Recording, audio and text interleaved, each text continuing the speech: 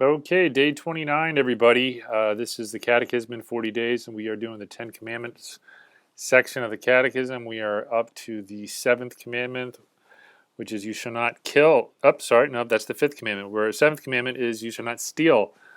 So we are going through these commandments, especially the ones here now in the last seven of the Ten Commandments, which deal with our neighbor.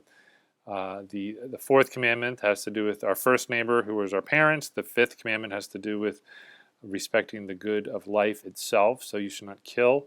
The sixth commandment has to do with respecting the good of the source of life, which is the loving union of spouses. So they should not commit adultery. And here it has to do with the part of our neighbor which has to do with the things that our neighbor requires for his life.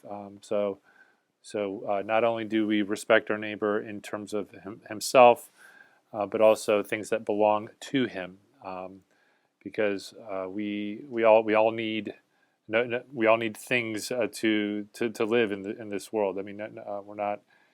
No one subsists on his own. We have to have possessions.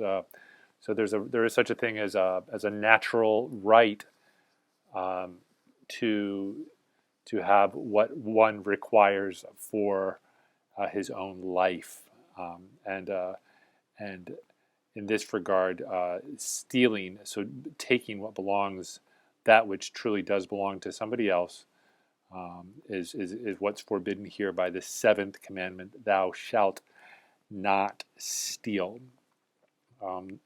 So what's affirmed and what's protected is the natural right that we have, that each of us possesses in a certain sense, in a limited sense, of course, too, because the right isn't, strictly speaking, absolute.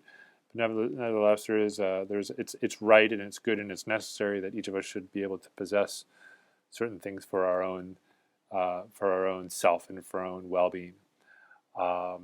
It's also true at the same time that there is we have an obligation to look out for each other, and so there's a sense in which belongings are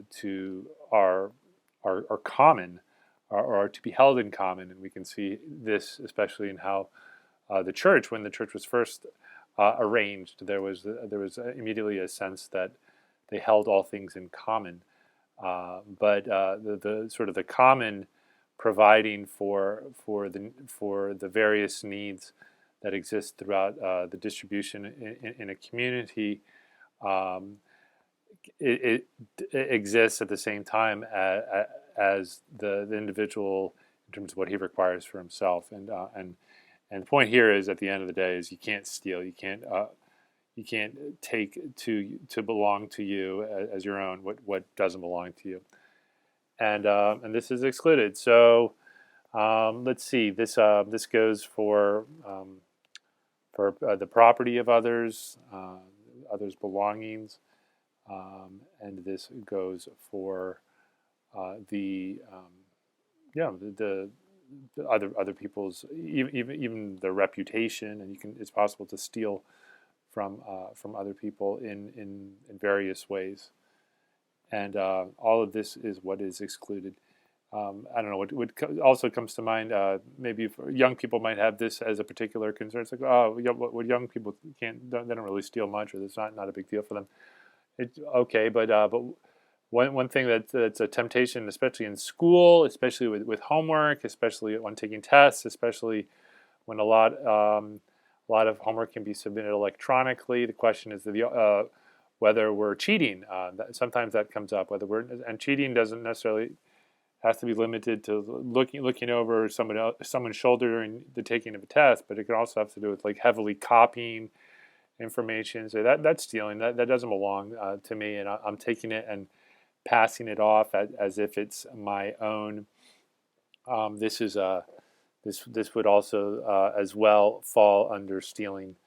When we do commit this sin of stealing, it's important for us when we to fix it in terms of making up for it, to, as best as we're able to redress the wrong that was done. I mean, is there some way that we can repay what we have taken, to restore to the person who has now lost, to restore something anyway of what rightly belongs to him. And this is, we have to pay this in, it's what is referred to, a restitution is a formal way of referring to it, but it's really just sort of putting it back. Is there some way of doing that without we don't have to do that in a way per se which necessarily creates another problem, but it is important that we make it up to the person,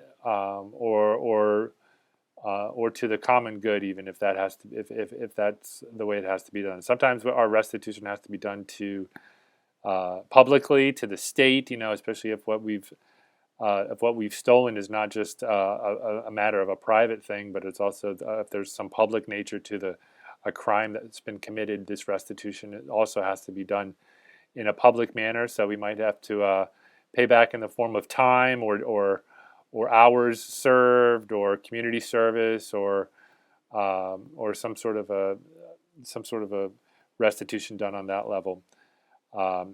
So this is also what's meant by repaying back, especially when we've committed the act of stealing. All right, so these are just some of the things. If you have any questions about them, you can let me know, and in the comments. And if this was helpful, pass it along. And we'll see you guys in the next video. Thanks a lot.